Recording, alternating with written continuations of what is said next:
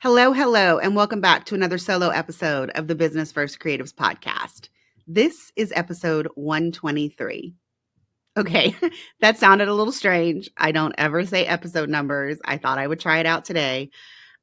Honestly, I don't say episode numbers on any of the episodes because that is constantly changing. I am never confident enough when I am recording an episode that episode number won't change. But because today is a solo episode and I intend to publish the moment that I hit stop recording, I'm confident that this is going to be episode 123. So let's dive right in. We are currently in the middle of the video series for December, where I am trying to give you all the tips and tools that you need in order to feel more confident on video and actually create videos for your business. Now, if you haven't listened to episode 122 with my good friend Maria Angelica Ferrero of Honest CEO, I highly recommend that you go back and you listen to that episode. She dropped bombs through the whole thing. And the one thing that she said that I'd never actually heard before is that most people don't like to see themselves on video because they don't like the way that their voice sounds. And when she said that, I mean, if you watch the episode on YouTube, you will be able to see my face. I mean, my eyes got really big because I had never considered that people were upset and concerned about the sound of their voice over how they actually look on video. I just found that to be such a fascinating concept, and we really dove into it in that episode. But to continue that conversation, today I want to talk about 3 videos that you can make inside of your client experience to either connect or educate with your potential leads and clients. If you're like, okay, Coley, but when you talk about video, I mostly think of like making Instagram reels. Don't worry, I got you. The very next guest episode later this week is going to be with Natasha Pierre of the Shine Online podcast. And she is going to be diving deep into making videos for social media, specifically Instagram. So if that is what you want to hear about, don't worry, that episode is coming. But again, today I want to talk about 3 videos that you can make for your business. You guys know I am the client experience person. So I do want to say all 3 of the videos that I'm going to talk about today are back end videos. These are not videos that are going to appear on your front facing asset. So not on your website, not on your social media, not where anybody can find them publicly. I personally find that if you work on making videos for the back end of your business, where the only people that will actually see them are the ones that have raised their hand and said, I would like to work with you in some capacity, it kind of takes some of the pressure off making those videos. So let's dive into those 3 videos now. The first video that I want you to consider making is a thank you video. Now, this can go in one of 2 places. This can either go on a static thank you page that everyone is sent to after they fill out your contact form from your website. Again, it's private because the only people who are going to get to this page are those that have filled out your contact page.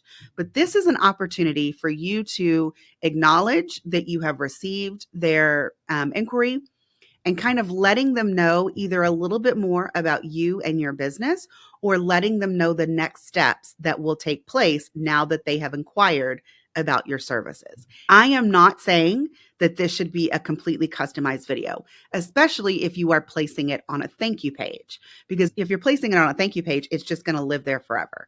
So you want to make sure that the information that you are including in that video would be relevant for anyone inquiring about your services. So if you are someone who does very different things, like let's say that you do branding or that you do website design or that you also take brand photos. I mean, I know that there's a running theme between those, but you would need to make sure that whatever message you had in that video would pertain to each of those 3 kinds of inquiries. If you don't want to put the thank you video on a static thank you page that they're being redirected to, I know some people who make personalized thank you videos for each and every inquiry. I know that sounds like a lot of work. But guys, these are supposed to be like low end videos. These are not high production events.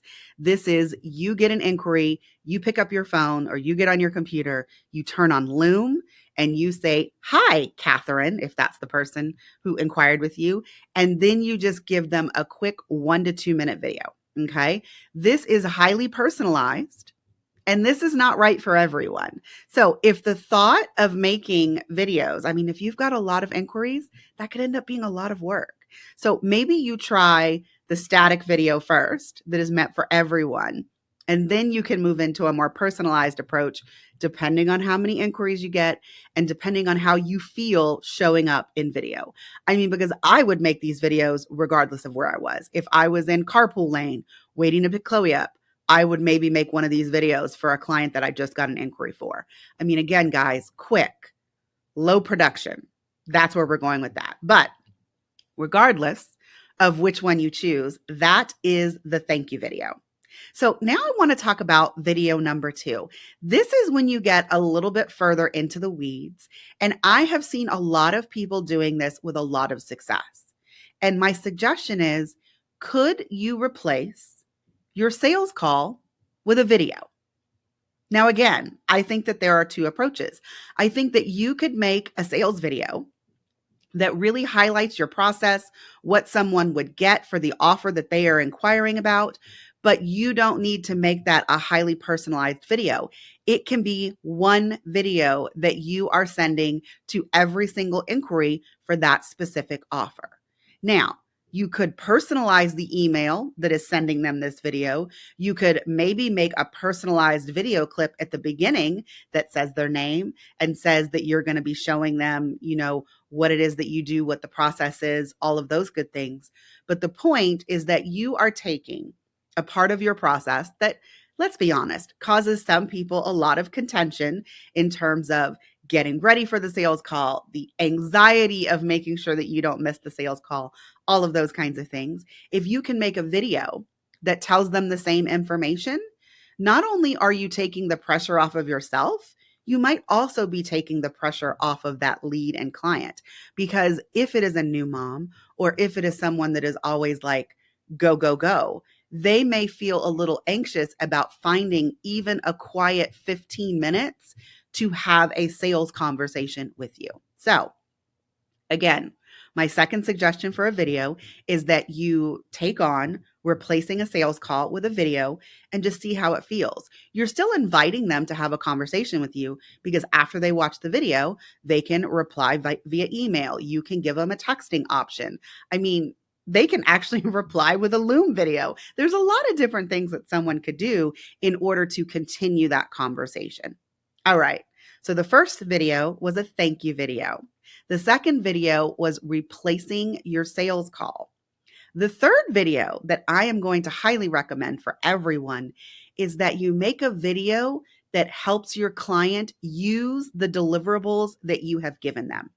So if you are a website designer, you may make them a video that basically walks them through their brand new website, gives them the highlights, and also gives them a few tips for how to hit publish and use that website immediately.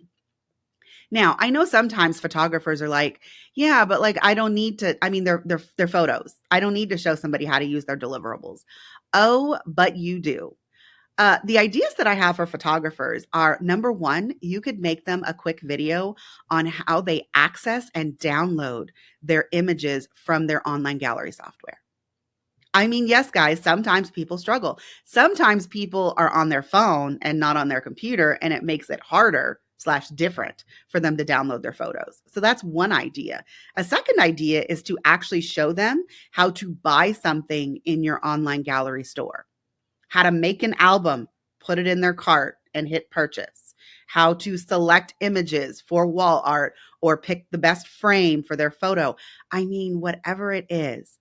Every single one of us can make an informative video showing our clients how to use the deliverables that we have given them. All right. I hope that I have not thrown a lot of things at you. And the thing is, all 3 of the videos that I just told you about, some of those can be repurposed to be public facing. I just want to put that out there. Like the video where I'm telling you how to download your images, how to make a wall gallery, how to make an album. I mean, those could eventually live on your website inside of a blog post so that you can get more traffic and SEO to your website for people who are looking, for example, how to make an album in PickTime. I mean, there is possibility there, but to start, I am suggesting that you consider these 3 videos for the back end of your business in order to get comfortable with video so that you can look for more opportunities to create and show videos inside of your business and more specifically inside of your client experience. All right, guys, that's it for this episode. See you next time.